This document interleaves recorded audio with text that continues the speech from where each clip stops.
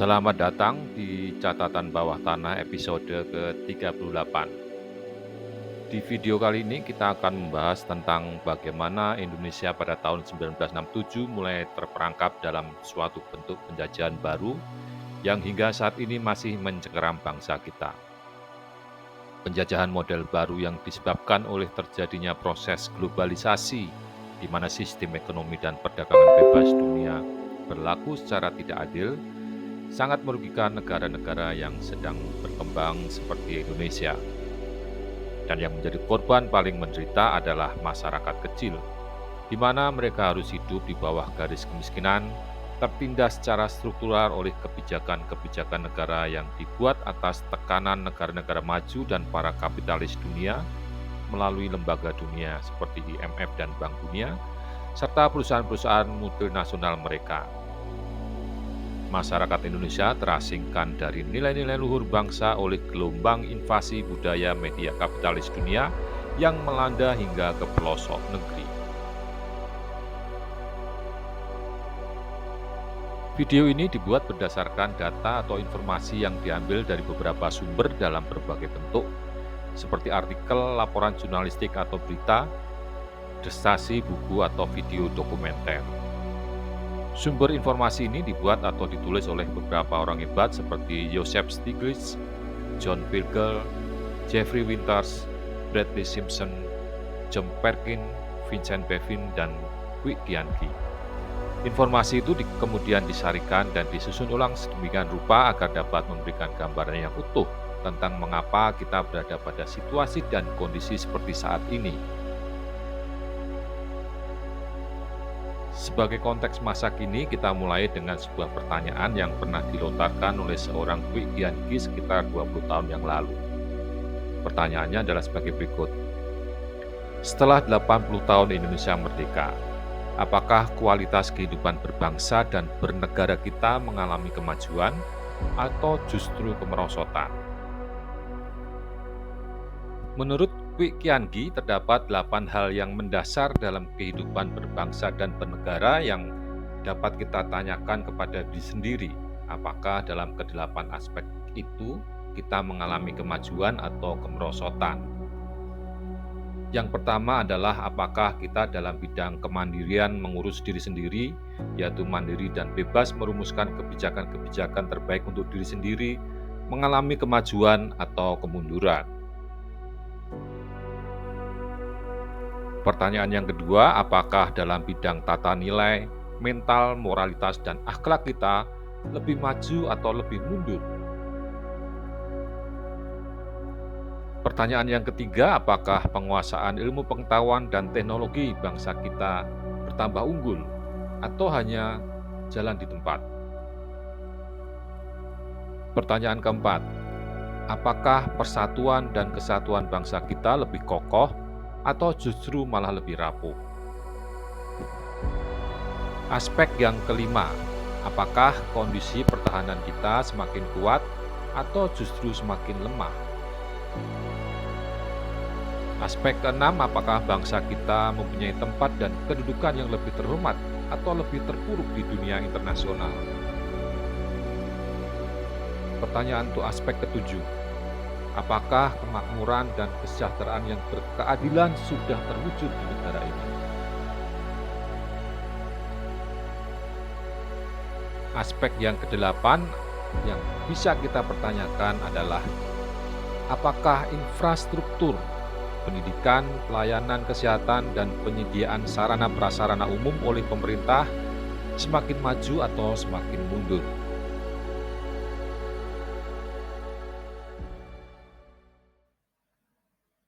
Dalam berbagai diskusi dan perbincangan, baik di media televisi ataupun media sosial, pada umumnya orang berpendapat bahwa dari 8 bidang fundamental tersebut, saat ini terdapat beberapa aspek di mana kita mengalami kemajuan yang lumayan bagus. Tetapi ada beberapa aspek lain yang stagnan, jalan di tempat. Bahkan ada yang mengalami kemunduran yang lumayan parah. Kalau hal tersebut dibiarkan, maka bangsa kita dapat mengalami kemerosotan dalam segala aspek dan segala bidang kehidupan. Dan di dalam ilmu ekonomi pembangunan, gejala seperti ini disebut malaise atau meltdown. Pertanyaan selanjutnya adalah mengapa dan bagaimana hal tersebut bisa terjadi. Kira-kira apa sesungguhnya yang menjadi penyebabnya? Sebelumnya perlu dipahami bahwa kehidupan berbangsa dan bernegara itu menyangkut sangat banyak aspek kehidupan manusia. Namun demikian, tidak dapat dipungkiri bahwa aspek ekonomi memegang peranan penting dalam membawa keseluruhan bangsa pada kemakmuran dan kesejahteraan yang berkeadilan. Di lain pihak, kehidupan ekonomi suatu bangsa tidak dapat dipisahkan dari aspek-aspek kehidupan lainnya yang non-materi sifatnya. Keduanya atau bahkan semua aspek kehidupan berbangsa dan bernegara saling berkaitan secara interdependen.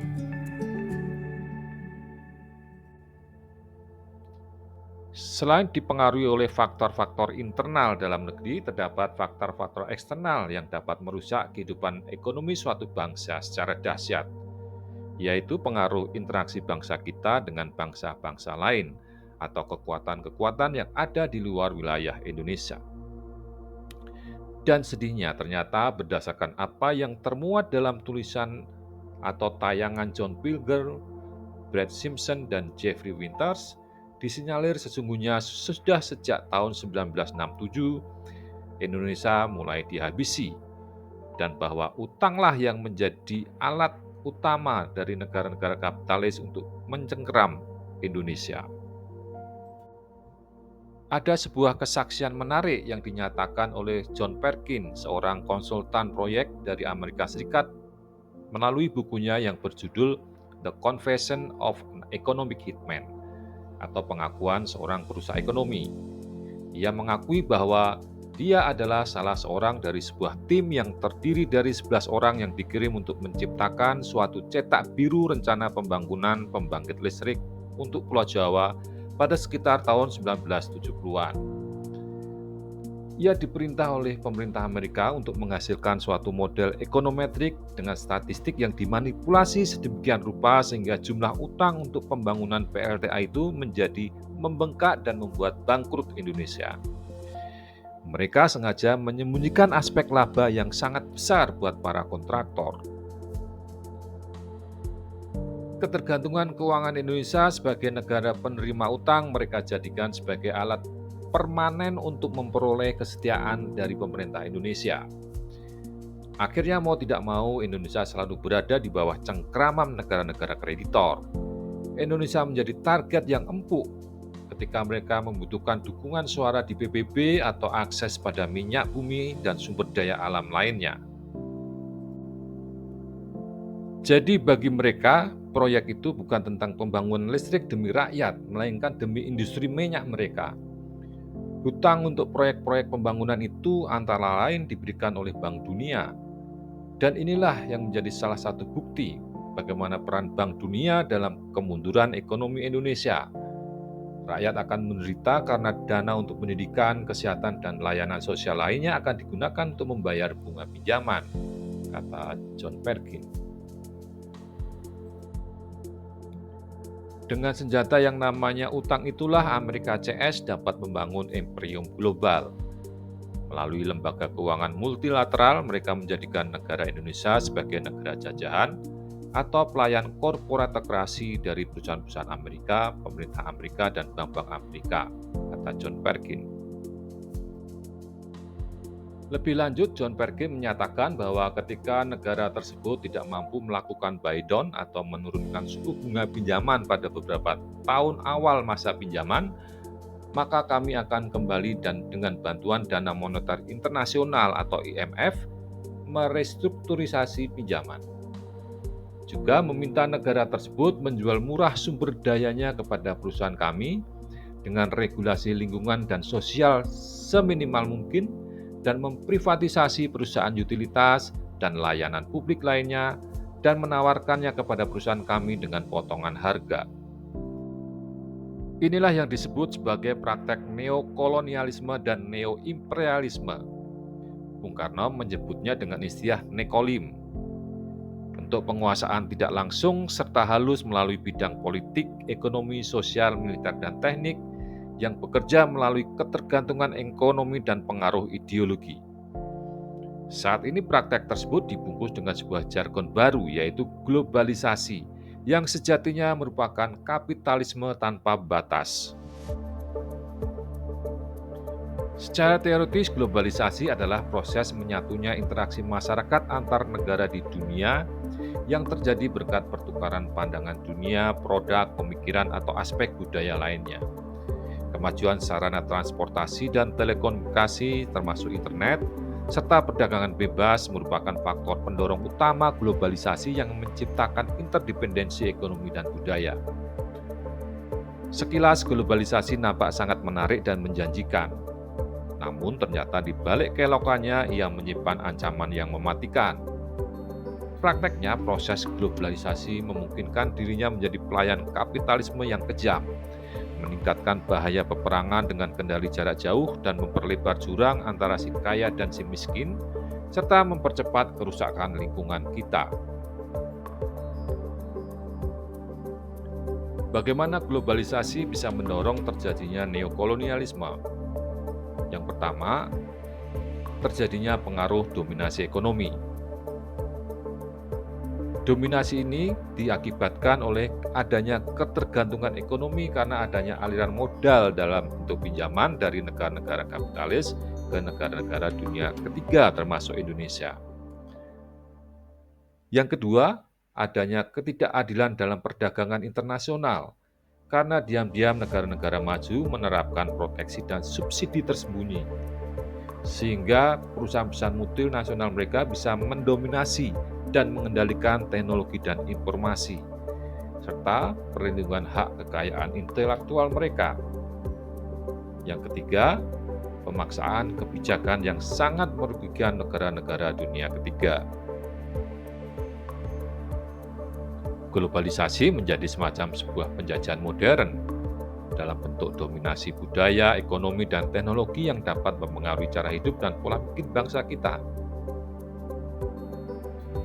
Dampaknya adalah melemahnya kedaulatan nasional kita. Kita terjebak dalam kemiskinan, terjadi eksploitasi sumber daya alam kita, sehingga muncul ketergantungan ekonomi, kemiskinan, dan kesenjangan sosial yang meningkat di masyarakat kita. Globalisasi menjadi alat pendorong transformasi kolonialisme, imperialisme menjadi neokolonialisme dan neo-imperialisme. Mereka melakukan itu melalui 3 pilar yang disebut sebagai konsensus Washington. Yang pertama, deregulasi, yang kedua privatisasi, dan yang ketiga liberalisasi pasar. Neokolonialisme adalah bentuk baru pemerintahan imperialis yang dijadikan oleh dominasi modal asing. Bangsa kita pernah mengalami penjajahan selama berabad-abad oleh bangsa Belanda, yang diawali dengan penjajahan oleh sebuah perusahaan swasta yaitu VOC. Bangsa kita berhasil merebut kemerdekaan melalui perang revolusi dan diplomasi dari tahun 1945 sampai 1949. Namun sejak dekade itu pula muncul benih-benih penguasaan kebijakan dan kekayaan alam Indonesia yang saat itu masih merupakan negara yang lemah, terbelakang, dan tidak berpendidikan. Benih-benih dari kekuatan-kekuatan tersebut sekarang telah menjadi sebuah kekuatan yang dahsyat. Bentuknya seperti VOC dahulu, yaitu perusahaan-perusahaan transnasional dan multinasional atau TNC. Mereka adalah business corporation. Maka era sekarang di mana penjajahan dilakukan oleh TNC telah merajalela, maka era sekarang disebut sebagai era korporatokrasi. Sejarah gelap penindasan struktural melalui penjajahan dan imperialisme di dunia pada prinsipnya adalah bagian dari sejarah dominasi dan eksploitasi manusia atas manusia. Sejarah itu tidak kunjung berhenti dan belum juga menemukan titik terangnya hingga saat ini. Kolonialisme dan imperialisme ini terus bertransformasi. Ia berubah-ubah menyesuaikan diri dari imperialisme kecil ke imperialisme raksasa, dari imperialisme zaman dulu ke imperialisme zaman sekarang, dari imperialisme kuno menjadi imperialisme modern. Imperialisme dilahirkan dari rahim kapitalisme, dan imperialisme modern jelas lahir dari rahim kapitalisme modern. Jika dulu kapitalisme kuno hanya berpraktek dengan mode produksi yang menindas hanya dalam skala kecil, maka kapitalisme modern saat ini berpraktek dengan mode produksi yang sangat mengerikan. Jika dulu penjajahan menggunakan pasukan bersenjata yang secara langsung merepresi rakyat, penjajahan gaya baru menyusup diam-diam dan menindas secara struktural dan kultural. Jika dulu ondernaming kolonial merangsek lahan rakyat, pabrik-pabrik, perkebunan kolonial, dan memberangus hak-hak kemerdekaan, hak-hak berkumpul, dan hak-hak berserikat ditekan habis-habisan oleh penjajah, maka sekarang belum tentu seperti itu. Imperialisme modern menggunakan cara dan metode yang berbeda, karena perkebunan-perkebunan raksasa tidaklah masuk hanya dengan cara paksa. Hak-hak rakyat seakan ditegakkan, namun pada esensinya, bumi, air, dan kekayaan alam yang terkandung di dalam bumi kita tetap digunakan untuk kepentingan pemilik kapital. Ia tidak terang-terangan, ia tidak dirasakan secara langsung oleh rakyat, tetapi secara ekonomi politik, sosial, dan budaya ia mempengaruhi pola pikir dan segala sendi kehidupan kita sehari-hari. Dalam penjajahan model lama dikenal adagium gold, gospel, dan glory, di mana gold adalah kepentingan penguasaan sumber daya ekonomi, gospel adalah penjajahan berdasarkan kepentingan agama, dan glory adalah penjajahan berdasarkan kepentingan politik. Dalam penjajahan model baru, gold dapat diganti dengan laba, gospel diganti dengan pasar bebas, dan glory diganti dengan pertumbuhan ekonomi. Adapun penjajah gaya baru ini, aktor-aktornya bukan negara lagi, tetapi perusahaan transnasional raksasa atau TNC, lembaga-lembaga rezim internasional seperti Dana Moneter atau IMF, Bank Dunia, dan Organisasi Perdagangan Dunia atau WTO. Neokolonialisme dan neoimperialisme saat ini terjadi melalui 3 fase. Yang pertama adalah untuk mengatur moneter atau keuangan dunia. Yang kedua mengatur pembangunan dunia, dan yang ketiga mengatur perdagangan dunia. Fase kedua dimulai dengan dominasi ilmu pengetahuan dan model pembangunan dengan ideologi pembangunanisme atau developmentalisme. Ideologi pembangunanisme ini sendiri pernah dipraktekkan di Indonesia dalam rezim Soeharto yang represif dan korup dari tahun 1966 sampai 1998. Fase ketiga adalah yang seperti kita hadapi sekarang ini. Sesaat menjelang abad ke-21 muncul istilah globalisasi yang sebenarnya adalah perwujudan dari globalisasi neoliberalisme. Mereka, negara-negara kapitalis, mempromosikan kebijakan dan praktek fundamentalisme pasar, sehingga yang kuat secara kapital dialah yang terus berkuasa. Prakteknya juga dicirikan dengan pelan-pelan mengurangi kedaulatan rakyat dalam negara, sehingga peran negara menjadi lemah. Kurangnya peran negara ini dimanfaatkan oleh aktor-aktor TNC tersebut untuk menghisap kembali sumber daya manusia, bumi, air, dan kekayaan alam yang ada di negara-negara miskin dan berkembang. Jadi neoimperialisme dan neokolonialisme saat ini merupakan fase kontemporer spesifik dari perkembangan sejarah yang menampilkan globalisasi ekonomi dan monopoli finansialisasi kapitalisme. Karakteristik neoimperialisme dapat diringkas berdasarkan 5 ciri utama berikut. Yang pertama, monopoli baru atas produksi dan sirkulasi atau rantai pasokan. Internasionalisasi, produksi, dan sirkulasi bersama dengan konsentrasi modal yang semakin intensif memunculkan perusahaan-perusahaan monopoli multinasional raksasa yang kekayaannya hampir sama besarnya dengan kekayaan seluruh dunia. Ciri yang kedua adalah monopoli baru atas modal finansial yang memainkan peranan penting dalam kehidupan ekonomi global dan menghasilkan perkembangan yang cacat, yaitu finansialisasi ekonomi. Ciri ketiga, monopoli dolar Amerika dan kekayaan intelektual yang menghasilkan pembagian kerja internasional yang tidak merata dan polarisasi ekonomi global serta distribusi kekayaan.